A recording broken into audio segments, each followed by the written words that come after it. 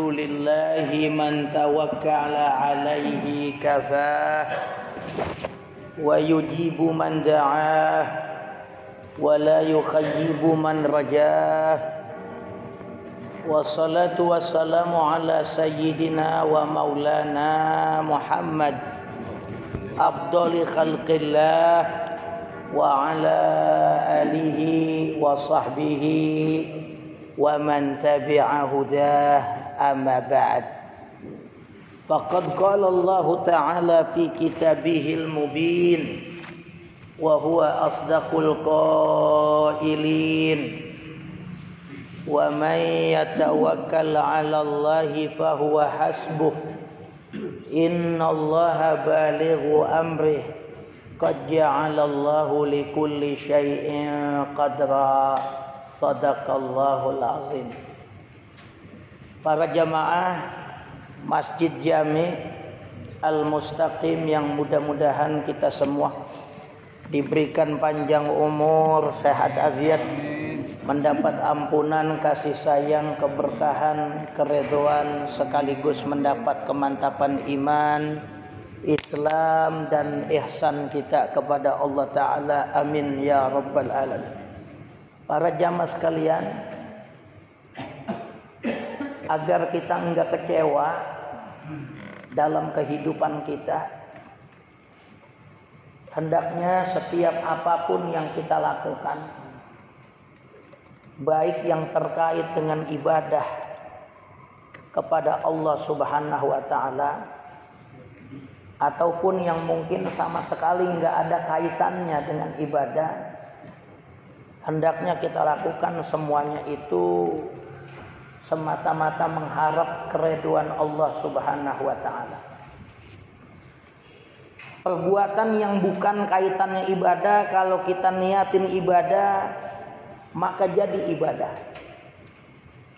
Seperti aktivitas rutin yang kita lakukan, makan minum itu bukan ibadah. Makan minum itu perkara mubah, perkara yang boleh.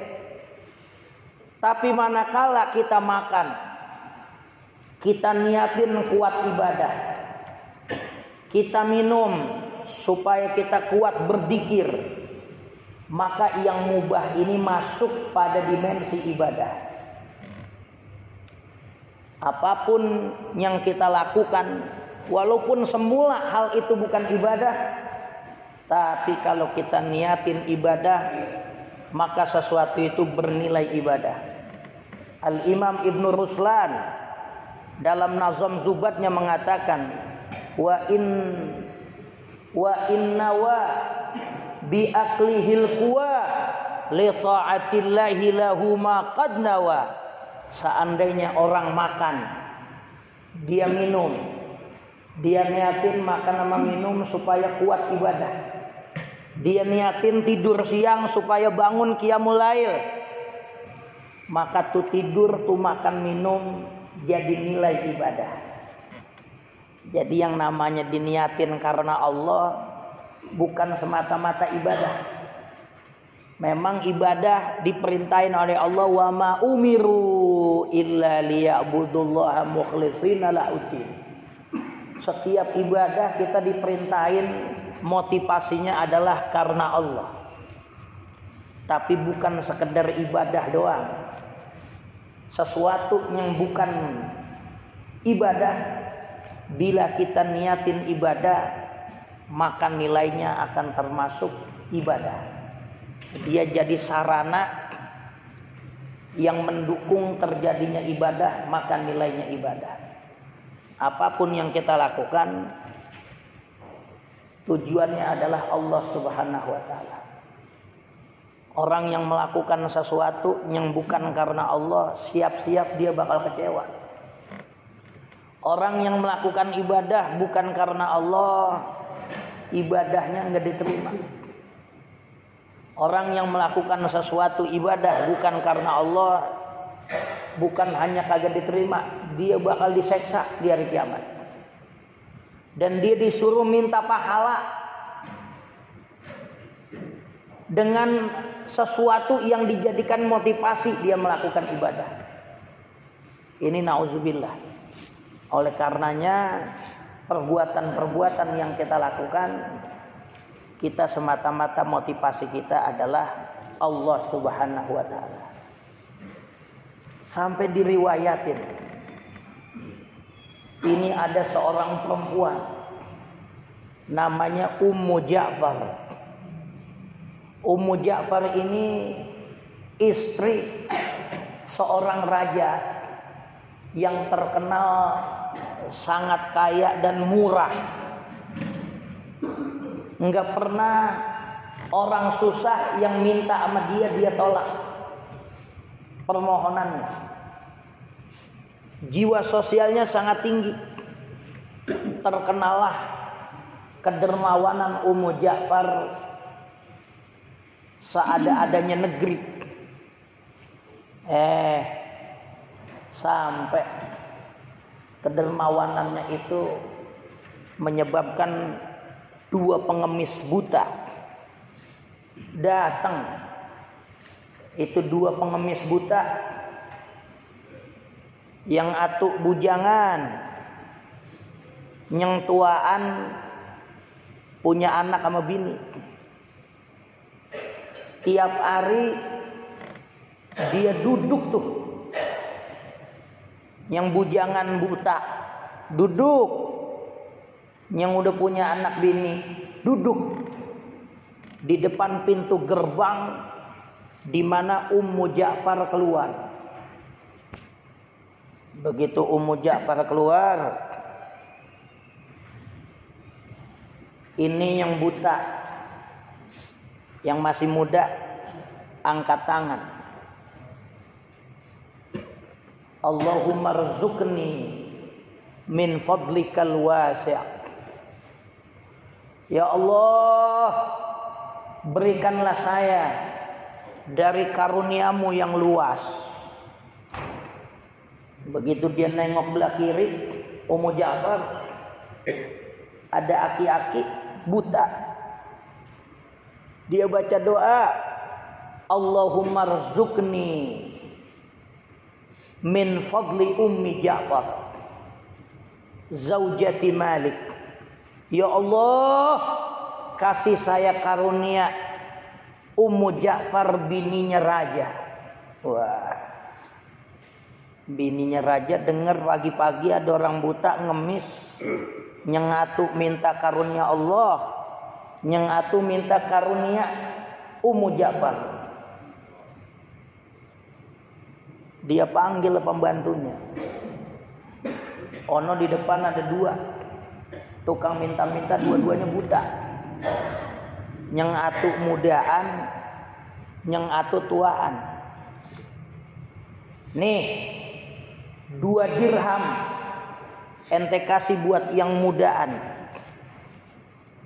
Dia baca doa, Allahumma rzuqni min fadlikal wasi'. Ya Allah, anugerahin saya dari karuniamu yang amat luas. Kasih dia 2 dirham. No aki-aki yang tuaan, nih kasih, dibikinin nampan bekakak ayam, bukan bekakak, ayam bulet. Di dalamnya ditaruhin 10 dinar, karena dia tuh yang tua minta karunia saya, yang mudaan minta karunia Allah. Kasih aja dia 2 dirham. Yang tua nyebut nama saya. Itu ayam panggang, di dalamnya ditaruhin 10 dinar. Datang tuh pembantu. Yang muda dikasih 2 dirham. Yang tuaan dikasih ayam panggang. Masuk ke pembantu, terjadi diskusi antara pengemis muda sama yang tua. Kata yang tua apa? Set deh, gue dikasih ayam. Udah dah, lu dikasih apa? Ini duit 2 dirham. Udah sini gue mau mentanya aja, lu kan masih muda. Gue banyak keluarga, banyak keperluan yang gue mau beli, mendingan gue mentanya aja dah, nih lu ayam aja, nih lu ayam lu makan dah. Itu aki-aki kagak tahu di dalam apa ayam panggang itu ada duit 10 dinar. Yang muda nerima, ya udah, sian, yang tua dia masih mau beli apa gitu. Besok datang lagi itu 2 tukang minta-minta. Yang mudaan begitu Umi Ja'far liwat, Allahumma rzuqna min fadlikal wasi'. Ya Allah, saya minta karuniamu yang teramat luas. Dia lihat aki-aki, Allahumma rzuqni min fadli Ummi Ja'far zaujati Malik. Ya Allah, kasih saya karunia dari Ummu Ja'far, bininya raja. Balik lagi Ummu Ja'far, ngomong sama pembantunya, biasa, yang muda ente kasih 2 dirham, yang tua ente kasih ayam panggang diisiin 10 dirham, 10 dinar. Datang pembantu, yang muda dikasih 2 dirham, yang tua dikasih ayam panggang. Terjadi lagi diskusi. Yang tua maunya duit. Sini gua maunya duit aja, kemarin aja lah. Ya enggak? Nah, ini yang muda tahu. Wah, ini emang yang gua harap. Ayam panggang yang ada duit 10 dinarnya buat yang muda. Berjalan sampai 1 bulan penuh. Tuh yang muda sama yang tua sampai sebulan penuh. Pas hari ke-31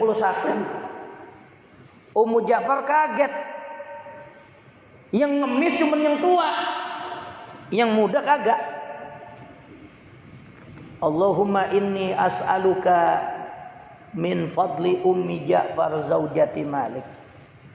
Ya Allah, kasih saya karunia yang dimiliki oleh Ummu Ja'far, bininya raja. Bininya raja nanya, alam agnaka atauna, emang lu gua kasih, kok lu nggak jadi orang kaya? Kudunya ente jadi orang kaya. Apaan jadi orang kaya? Orang yang aneh terima 2 dirham. Loh, yang aneh kasih ente itu ayam panggang, di dalamnya aneh kasih 10 dinar. Lu boleh jadi temen lu kagak jadi minta-minta udah jadi orang kaya. Emang kemana?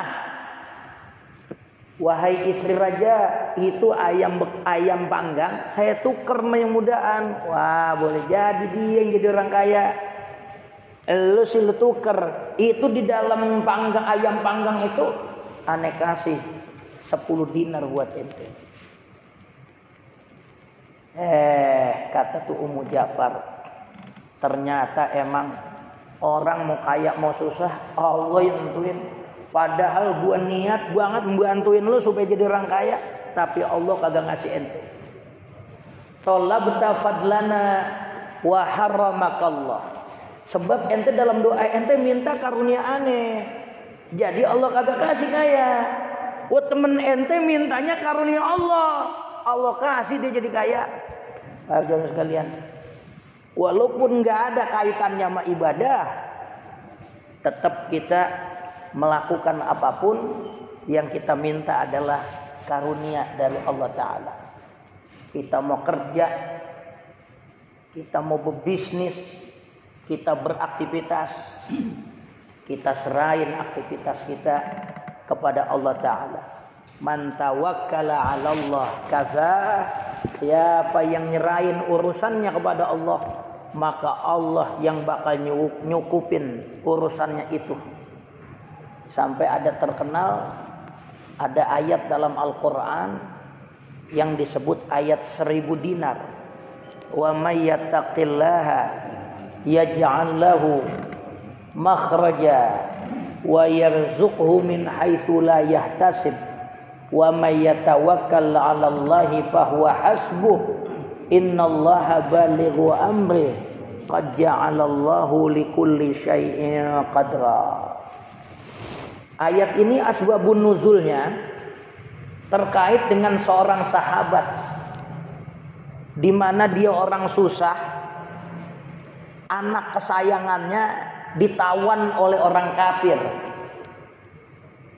Malik al-Asja'i, ya, dalam sejarah sahabat, dia punya anak ditawan orang kafir. Orang kafir ngirim utusan supaya anaknya ditebus. Namanya orang susah nggak bisa nebus. Dia ngadu sama Rasulullah. Ya Rasulullah, jangan kata buat nebus anak saya. Belamparan urusan makan aja sehari-hari saya susah. Apalagi pakai ngeluarin duit buat nebus anak. Kata Nabi, pulang ente.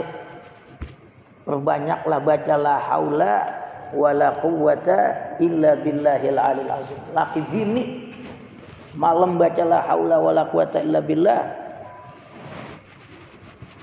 Besok paginya itu anak pulang ke Madinah. Orang kafir malamnya Allah kasih tidur.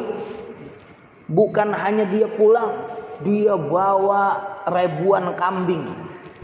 Itu anak, kambingnya orang kafir dicolong. Karena dalam posisi perang, orang kafir boleh dicolong kalau kondisi perang. Kalau bukan perang kagak boleh, apalagi kafir yang udah di kafir zimmi ya, yang udah ada undang-undang, enggak boleh. Itu dia pulang bawa kambing yang banyak. Bukan hanya bebas, tapi kambingnya orang kafir dia bawa. Jadi orang kaya itu keluarga malam itu juga. Besok paginya jadi orang kaya. Akhirnya turun ayat, wa may yattaqillaha yaj'al lahu makhraja wa yarzuqhu min haitsu la yahtasib wa may yatawakkal 'alallahi fahuwa hasbuh innallaha balighu amri qad ja'alallahu likulli syai'in qadra. Itu asbabun nuzul di kalangan sahabat. Tapi ayat ini fenomenal, wa may yatawakkal 'alallahi fahuwa hasbuh dan seterusnya. Ya. Itu terkait dengan seorang pedagang yang dia berdagang. Begitu dia dagang, dia dengar ada suara, siapa yang memberikan uangnya sekian maka akan Allah balas dengan harta yang banyak. Dia yang ngasih itu. Begitu kapal pecah, yang selamat dia masuk ke sebuah pulau yang banyak harta, yang akhirnya dia menguasai harta itu. Itu kronologi dari ulama. Sehingga dia baca mulu tuh ayat. Wa may yattaqillaha yaj'al lahu makhraja wa yarzuqhu min haitsu la yahtasib wa may yatawakkal 'alallahi fahuwa hasbuh innallaha balighu amri qad ja'alallahu likulli syai'in qadra. Sampai diyakinin ayat ini adalah ayat yang mendatangkan uang 1000 dinar. Keberuntungan dunia bakal ngintilin kita. Apa yang kita pengen bakal keturutan oleh Allah Ta'ala mengamalkan ayat 1000 dinar. Wa may yattaqillaha yaj'al lahu makhraja. Siapa yang bertakwa sama Allah, hidupnya kagak bakal susah. Taruhnya susah, dia bakal dapat solusi yang terbaik. Wa may yatawakkal 'alallahi fahuwa hasbuh. Siapa yang nyerahin urusannya sama Allah, maka Allah yang akan mencukupi dia. Innallaha balighu amri. Allah akan menyampaikan segala urusannya. Qad ja'alallahu likulli syai'in qadra. Allah ciptakan segala sesuatu itu berdasarkan ukurannya. Ya, mudah-mudahan dengan apapun yang kita lakukan di alam dunia ini, baik ibadah ataupun bukan ibadah, semuanya kita serahin kepada Allah Subhanahu wa taala, sehingga Allah yang akan mencukupi urusan kita. Mudah-mudahan banyak manfaatnya.